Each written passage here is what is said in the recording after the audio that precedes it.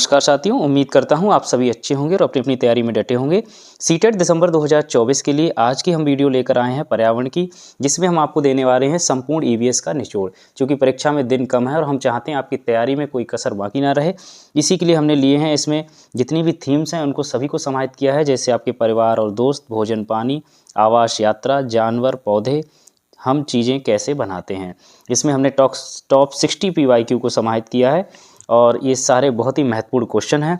और मुझे उम्मीद है कि अगर आप इस वीडियो को एंड तक देखते हैं, इनको सही से हल करते हैं, तो कहीं ना कहीं आपके कम से कम 10 अंक पक्के हो जाएंगे इस परीक्षा में, जो कि आपके लिए बहुत ही महत्वपूर्ण साबित होने वाले हैं।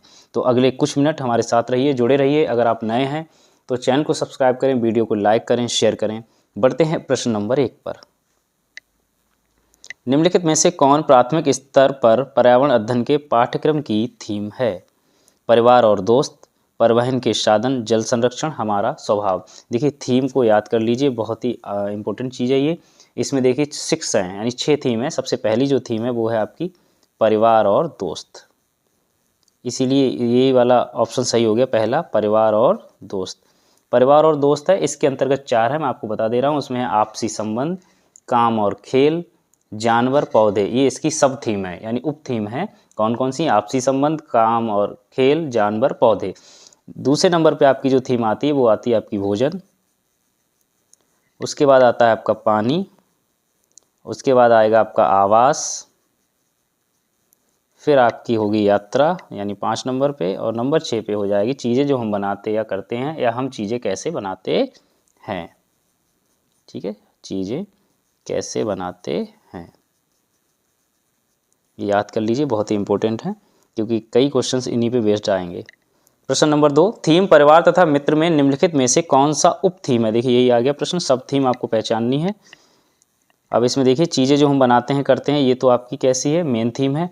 कार्य और खेल, कार्य और खेल किसके अंतर्गत आती है? परिवार और दोस्त के अंतर्गत। परिवार और मित्र या परिवार और दोस्त, ये है आपकी मेन थीम। और इसके अंदर ये सब थीम कौन सी? कार्य और खेल। तो ऑप्शन नंबर 2 सही हो गया। भोजन और एवं जल, हमारा आश्रय, ये सारी कैसी हैं? मेन थीम है।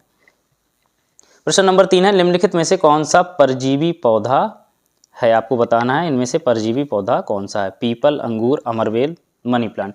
पहले तो समझ लीजिए परजीवी क्या होता है। परजीवी जो होते हैं वो पोषण संबंधी या अपनी जो भी आवश्यकताओं को किसी अन्य जीवित पौधे से प्राप्त करते हैं। अब इसमें क्या होता है कि जैसे अमरवेल है, इसमें इसका सही आंसर अमरवेल है। तो अमरवेल को मैं समझा देता हूँ। अमरवेल में क्लोरोफिल नहीं होता है, जिससे क्या है? फोटोसिंथेसिस यानी प्रकाश संश्लेषण की अभिक्रिया जो है नहीं हो पाती है। इसके लिए वो जिस पेड़ के ऊपर चढ़ता है उससे वो ले लेता है खाना, बना बनाया खाना एक तरह से। और इसके अलावा अन्य जो है आपके परजीवी जो पौधे हैं उनमें से रेफ्लेसिया है, बिस्कम है और न्यूटीसिया फ्लोरिवंडा है। प्रश्न नंबर 4, सुषमा चाहती है कि उसके छात्रों को पेड़ों के संरक्षण के लिए संवेदनशील बनाया जाए। निम्नलिखित में से कौन सी ऐसा करने की सबसे उपयुक्त रणनीति है? कक्षा में बहस आयोजित करना, समूह चर्चा, पोस्टर बनाना, बच्चों को एक पौधे को अपनाने और पोषित करने में मदद करना। तो देखिए इसका सही आंसर ऑप्शन नंबर 4 ही होगा, क्योंकि हमारा पूरा यही उद्देश्य रहता है कि हमारी जो शिक्षा है वो पूरी तरह से आपकी बच्चे के आम जीवन से जुड़ के आगे बढ़े। प्रश्न नंबर 5 है, खेल और पहेलियां ईवीएस के शिक्षक और अधिगम के महत्वपूर्ण हिस्से। ईवीएस के शिक्षण होगा यहाँ पे, शिक्षण और अधिगम के महत्वपूर्ण हिस्से हैं, क्योंकि खेल और पहेलियां वे कक्षा की नीरसता से विराम प्रदान करते हैं। वे शिक्षार्थियों को मजे करने का समय प्रदान करते हैं। वे शिक्षार्थियों को अपने आप पैटर्न खोजने को देते हैं। इनका कक्षा में संपादन करना आसान होता है। तो चूंकि हमें इसमें बेस्ट ऑप्शन चुनना है, जिसमें ऑप्शन नंबर 3 जो है वही अच्छा लग रहा है कि वे शिक्षार्थियों को अपने आप पैटर्न खोजने को देते हैं। जब आप उनके लिए खेल और पहेलियां आप कराते हैं तो बच्चे भी उन्हीं तरह के और पहेलियां और खेलों को इजाद करते हैं, जिससे एक तरह के उनको पैटर्न की जो है उनकी जानकारी बढ़ती है। प्रश्न नंबर 6 है, पौधे विषय के मुद्दे बच्चों को के लिए सार्थक हो सकते हैं।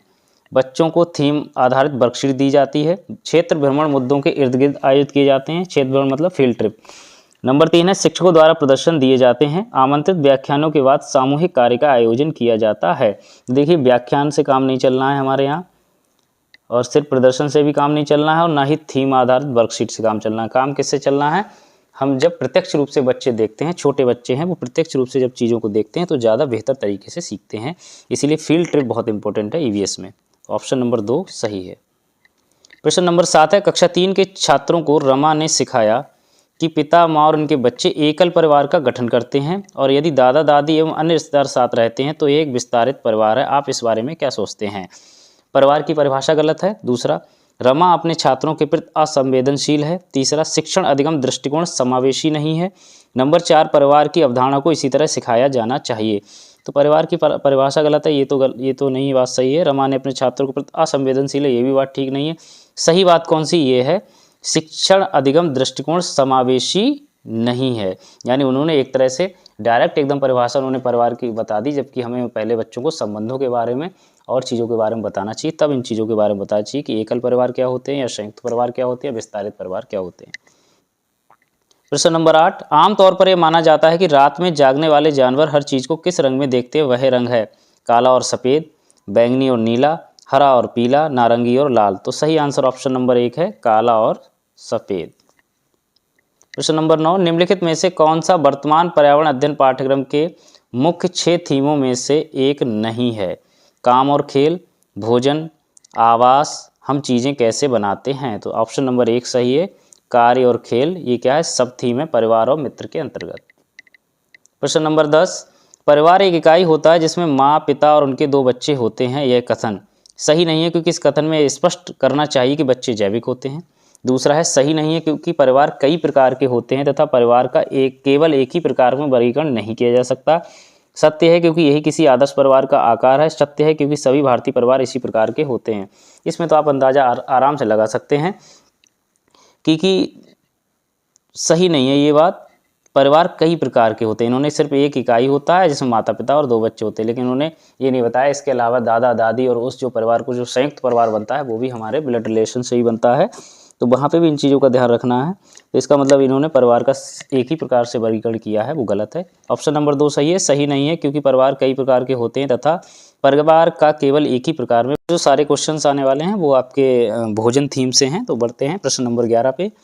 जो भोजन हम खाते हैं उनका शरीर के अंदर क्या होता है? कक्षा 5 के विद्यार्थियों से इस विषय पर चर्चा करने के लिए शिक्षक ने कहा। शिक्षक का उद्देश्य क्या है? पाचन क्रिया वैज्ञानिक प्रत्ययों के विषय में विद्यार्थियों की कल्पनाशीलता का विकास करना, प्रश्न के सही उत्तर प्रतिपादित करने में विद्यार्थियों की मदद करना, विद्यार्थियों के अंतर्बोधीय विचारों का अन्वेषण करना, उपयुक्त सभी। तो देखिए यहाँ पे जो प्रश्न पूछा गया है वो एक तरह से बच्चों को सोचने पर मजबूर करने वाला प्रश्न है कि बच्चे किस तरह अपने अंदर सोचते हैं उन चीज़ों के लिए। तो सही आंसर ऑप्शन नंबर 3 ही होगा कि विद्यार्थियों के अंतर्बोधीय विचारों का अन्वेषण करना। प्रश्न नंबर 12, मानव के अमाशय रस की प्रकृति होती है। यहाँ पे होगा अमाशय, अमावस्या लिख गया है, अमाशय डैश वह भोजन के पाचन में सहायता करता है। मतलब क्षारीय होती है, उदयधर्मी होती है, उदासीन होती है, अम्लीय होती है। तो सही आंसर है ऑप्शन नंबर 4, ये होती है आपकी अम्लीय। प्रश्न नंबर 13, निम्न में से कौन सी भोजन संबंधी आदत कार्बन पदचिह्न को कम करने में मदद करेगी? ऑप्शंस आपके दे रखे हैं, मांस एवं मछली खाना, संरक्षित खाद्य पदार्थ जैसे डिब्बाबंद बीन्स का सेवन करना, दूध व दूध से बने पदार्थ का सेवन, स्थानीय रूप से उगाए हुए खाद्य पदार्थों का सेवन। तो कार्बन फुटप्रिंट जिसको कहते हैं उसको कम करने में मदद करेगा आपका स्थानीय रूप से उगाए हुए खाद्य पदार्थों का सेवन। प्रश्न नंबर 14, निम्नलिखित में से कौन सा विकल्प जड़ों का समूह है? चुकंदर, आलू, अदरक, गाजर, हल्दी, अदरक, शकरकंद, मूली, हल्दी, गाजर, चुकंदर, मूली। अब आपको पता है, देखिए हमें तीनों ऑप्शंस ऐसे देखने हैं जो तीनों जड़ों से ही रिलेटेड हों। अब जैसे इसमें चुकंदर है लेकिन आलू और अदरक क्या हो गए? ये तना हो गए। ऐसी इसमें गाजर है, ठीक है। इसके अलावा ये आपकी हल्दी और अदरक तना हो गया।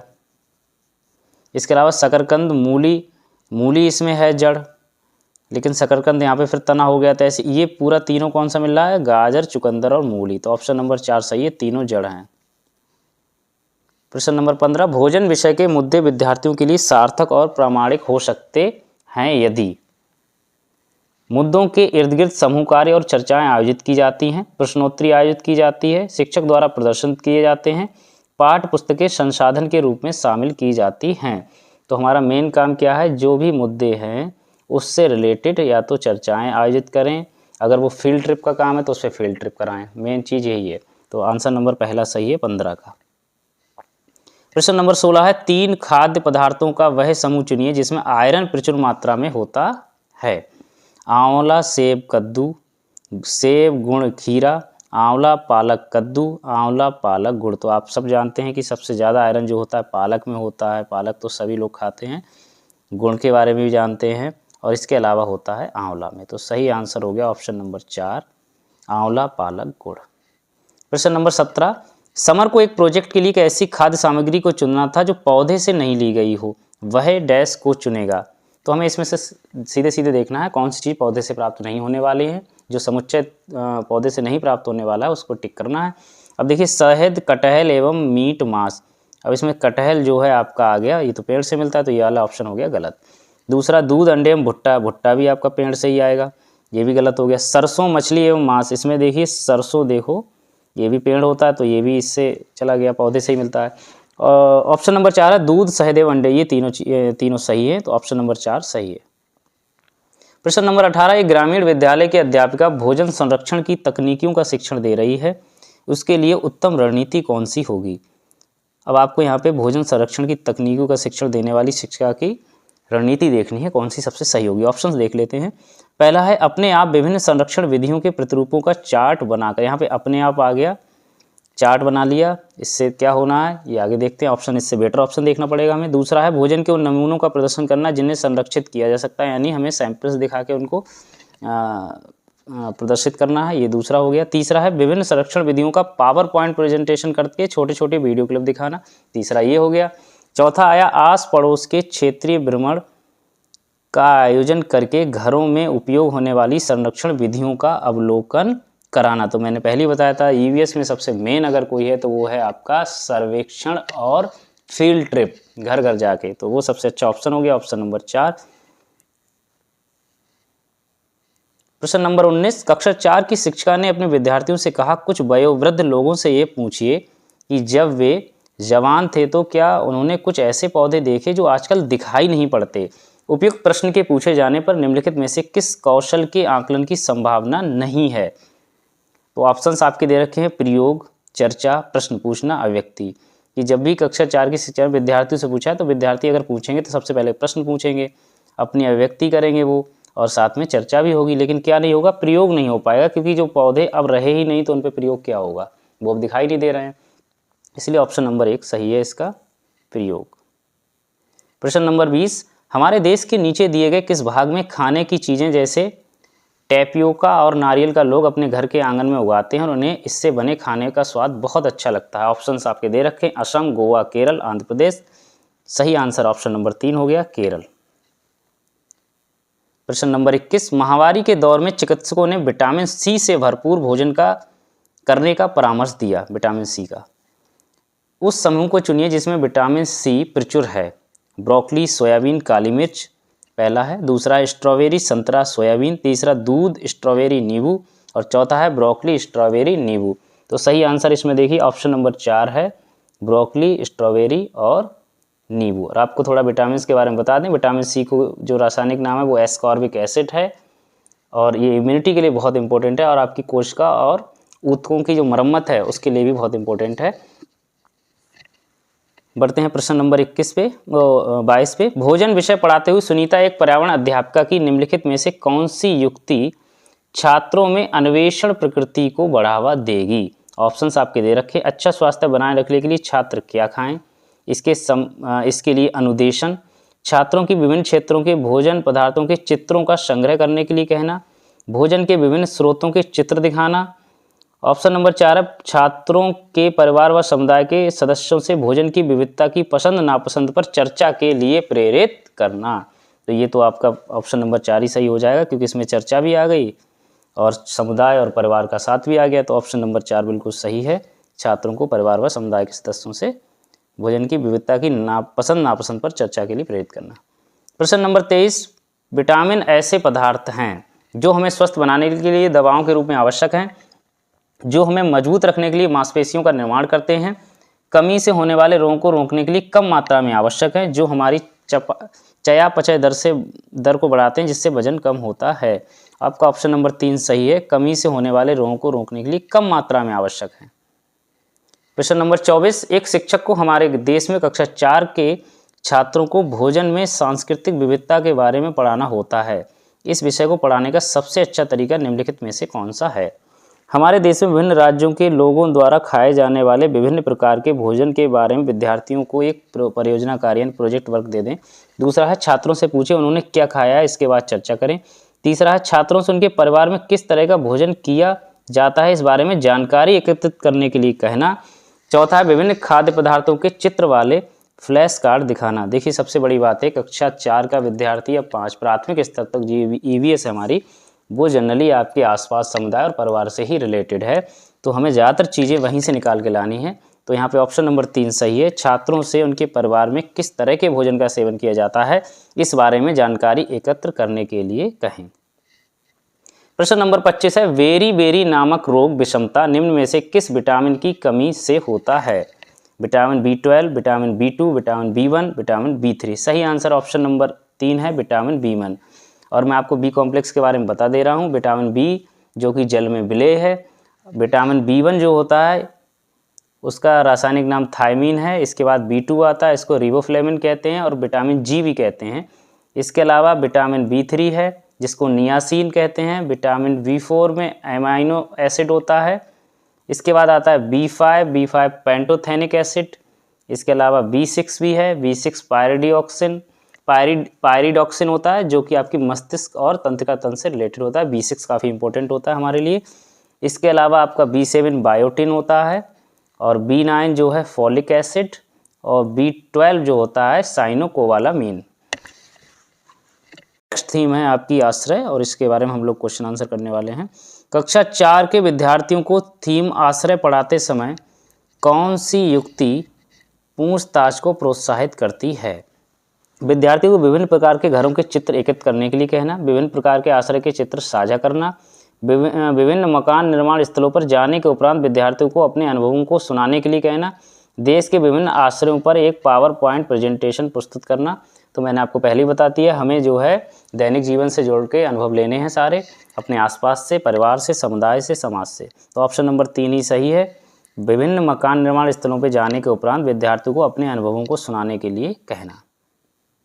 प्रश्न नंबर 27, राष्ट्रीय पाठचर्या रूपरेखा 2005 के अनुसार पर्यावरण अध्ययन EVS पाठचर्या में सुझाए गए 6 थीमों में से निम्नलिखित में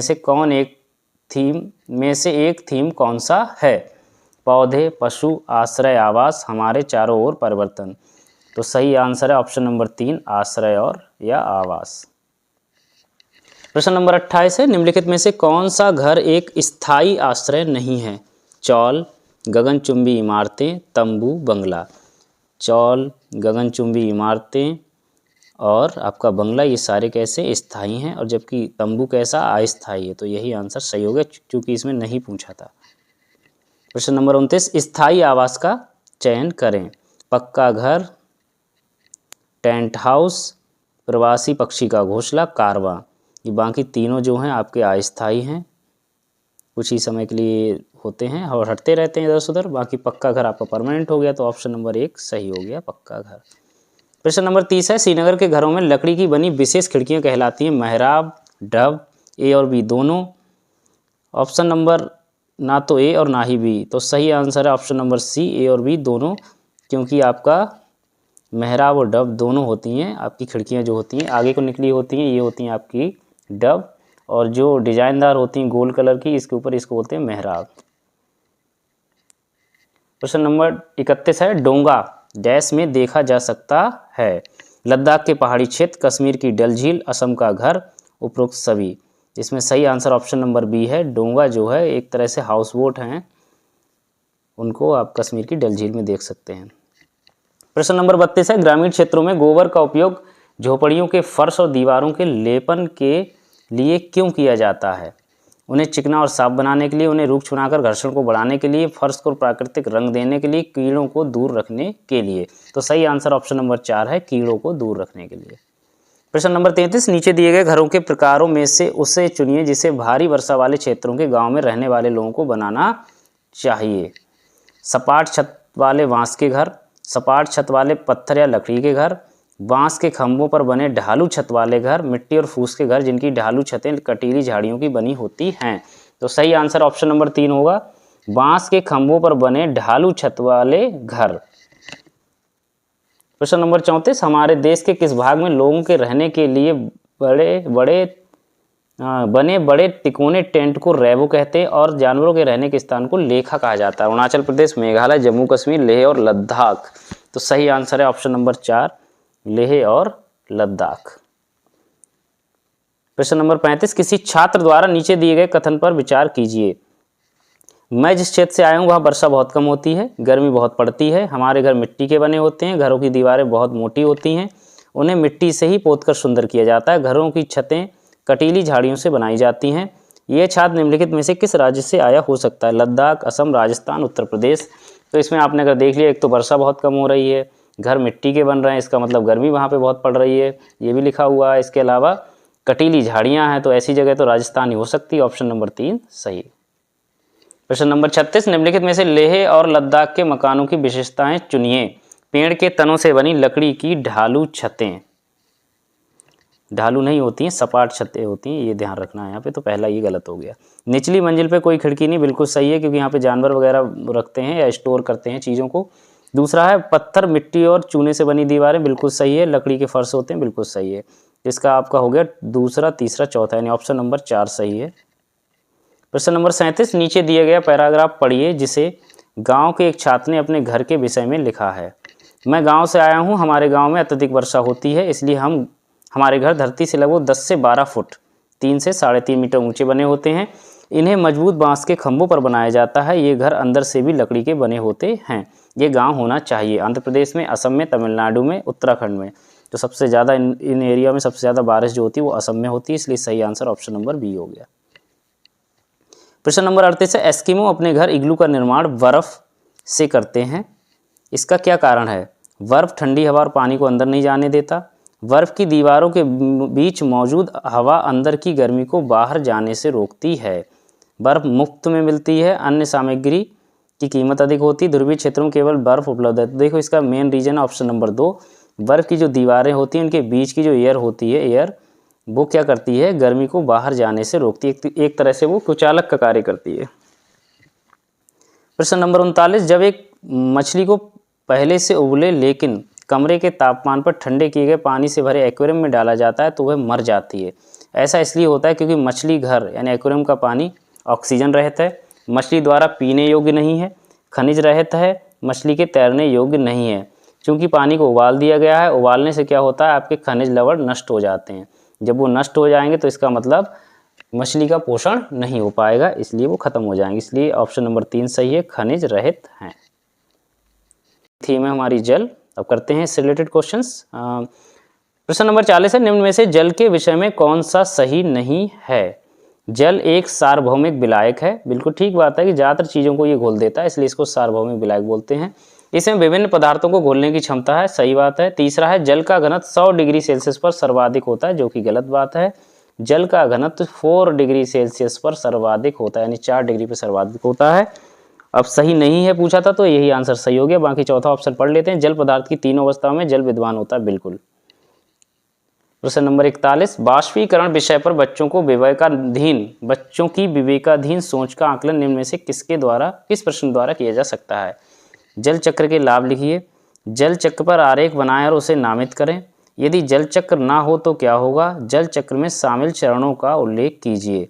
अब इसमें चूंकि बच्चे की सोच का आकलन करना है तो बच्चा सोचेगा कब कि उसके इस तरह का प्रश्न पूछा जाए जिससे वो सोचने पर मजबूर हो जाए। तो इसमें ऑप्शन नंबर 3 आपको दिख रहा होगा, यदि जल चक्र ना हो तो क्या होगा। ऑप्शन नंबर 3 सही है। प्रश्न नंबर 42, लवण जो जल का अवशोषण करता है कहलाता है हाइग्रोस्कोपिक लवण, एनहाइड्रस लवण, हाइड्रोफिलिक लवण, हाइड्रोफोबिक लवण। तो देखिए सही आंसर है ऑप्शन नंबर पहला, हाइग्रोस्कोपिक लवण। प्रश्न नंबर 43, कई स्थानों पर अम्ल वर्षा जलीय विविधता को प्रभावित कर रही है। अम्ल वर्षा निम्न में से किन प्रमुख रसायनों के कारण होती है? एसिड रेन जो मुख्यतः होती है आपके सल्फर डाइऑक्साइड और नाइट्रस ऑक्साइड के जब रिएक्शंस होती है उसकी वजह से, तो जो हमें मिलता है वो क्या मिलता है? एक तो आपको मिलता है सल्फ्यूरिक एसिड और दूसरा नाइट्रिक एसिड। तो इसमें वही वाला ऑप्शन हमको देख लेना है। दूसरा ऑप्शन सही है इसका, नाइट्रिक अम्ल और सल्फ्यूरिक अम्ल। प्रश्न नंबर 44, जल थीम से संबंधित सामाजिक सांस्कृतिक मुद्दों को प्रभावी ढंग से सीखा जा सकता है। भूमिका निर्वाह द्वारा, विद्यार्थियों के बीच वास्तविक संवाद द्वारा, क्षेत्र भ्रमण द्वारा, प्रदर्शन और गृह कार्य द्वारा। तो इसमें देखिए आपको दिमाग लगाना है कि एक तो भूमिका निर्वाह द्वारा बिल्कुल सही है, रोल प्ले कर सकते हैं। विद्यार्थियों के बीच वास्तविक संवाद के द्वारा सही है। क्षेत्र भ्रमण बहुत ही इंपॉर्टेंट है। बाकी प्रदर्शन और गृह कार्य इतना जरूरी नहीं है। तो ऑप्शन नंबर ए, बी और सी तीनों सही है, पहला ऑप्शन सही है। 45 नंबर क्वेश्चन कह रहा है, एक ईवीएस शिक्षक चाहती है कि उसके विद्यार्थी पानी की बर्बादी करने वाले लोगों की विभिन्न दैनिक गतिविधियों और उनके व्यवहारों का पता लगाएं। निम्न में से कौन सी रणनीति इन उद्देश्यों की पूर्ति के लिए सबसे उपयुक्त है। जल से संबंधित वृत्तचित्र और फिल्में यानी डॉक्यूमेंट्री और फिल्म, एक नाले पानी की निकासी का भ्रमण करना, पड़ोस में परिवारों के साथ बातचीत, प्रतिदिन एक परिवार द्वारा उपयोग किए गए पानी की मात्रा का अनुमान। यही आंसर आपका बिल्कुल सही है, ऑप्शन नंबर 4, प्रतिदिन एक परिवार द्वारा उपयोग किए गए पानी की मात्रा का अनुमान। प्रश्न नंबर 46, मच्छरों के प्रजनन की रोकथाम के लिए कई विधियां प्रस्तावित की जाती हैं। निम्नलिखित में से वह विधि ज्ञात कीजिए जो मच्छरों के प्रजनन को नहीं रोकती है। ऑप्शंस आपके दे रखे हैं। कूलर के पानी को सप्ताह में कम से कम 2 बार बदलें, सही बात है। तालाब और पानी इकट्ठा होने वाले स्थानों में मछली डालें जो कि मच्छरों के लार्वा को खा सके, बिल्कुल ठीक है। तीसरा है मच्छरदानी का प्रयोग करें। मच्छरदानी का प्रयोग बचाव के लिए है, मच्छर को खत्म करने के लिए नहीं है, इसलिए यही आंसर ऑप्शन नंबर 3 सही है। बाकी चौथा ऑप्शन पढ़ लेते हैं। यदि किसी स्थान पर पानी इकट्ठा हो गया है तो तेल का छिड़काव करें, ये भी ठीक बात थी। प्रश्न नंबर 47 है, रेखा की माता प्रतिदिन तालाब से एकत्रित जल में फिटकरी एलम मिलाती हैं ताकि हल्की निलंबित अशुद्धियों के अवसादन के लिए, कठोर जल को मृत जल में बदलने के लिए, जल में कीटाणुओं को मारने के लिए, जल को रंगहीन बनाने के लिए।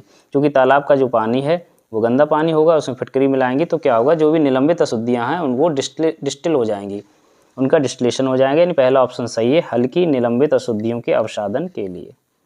प्रश्न नंबर 48, क्वथन और बाष्पीकरण के बीच क्या अंतर होता है। बाष्पीकरण को कहते हैं वेपराइजेशन इंग्लिश में और क्वथन को कहते हैं बॉयलिंग।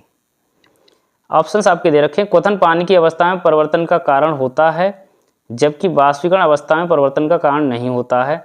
बाष्पीकरण किसी भी तापमान पर हो सकता है जबकि क्वथन नहीं हो सकता। क्वथन तरल के आयतन में कमी का कारण होता है और जबकि बाष्पीकरण नहीं होता है।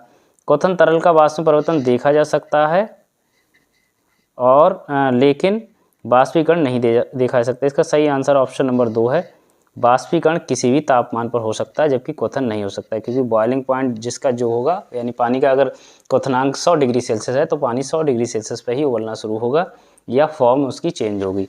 बाष्पीकरण क्या है, वो हर समय होता रहता है किसी भी टेम्परेचर पे। इस बाष्पीकरण के माध्यम से ही हमारे जो बादल बनते हैं और बारिश वाला जो चक्र है वो पूरा होता है। प्रश्न नंबर 49 है, जल को हम किस तरीके से शुद्ध कर सकते हैं। जल को छानकर, जल को उबालकर, जल में क्लोरीन द्वारा, उपरोक्त सभी तरीकों द्वारा। देखो छानकर, उबालकर और क्लोरीन भी डालते हैं हम लोग। जो घरों में पानी आता है वो उसमें क्लोरीन दवा डाली जाती है जिससे कीटाणु दूर हो जाएं। प्रश्न नंबर 49 का सही आंसर ऑप्शन नंबर डी, उपरोक्त सभी तरीकों से। हमारी थीम है यात्रा और चीज़ें जो हम बनाते हैं। तो बढ़ते हैं, प्रश्न नंबर 50 है, कफ परेड भारत के किस शहर में स्थित है। बंगलौर, मुंबई, गुजरात, चेन्नई। तो कफ परेड जो है आपकी मुंबई में है। प्रश्न नंबर 51, जब कोई व्यक्ति ट्रेन द्वारा अहमदाबाद से केरल की यात्रा करता है तो वह अनेक सुरंगों को पार करता है। यह सुरंगें पर्वतों में हैं। विंध्याचल, पश्चिमी घाट, अरावली, पूर्वी घाट। सबसे पहले तो ये समझ लीजिए, जब व्यक्ति अहमदाबाद से केरल की तरफ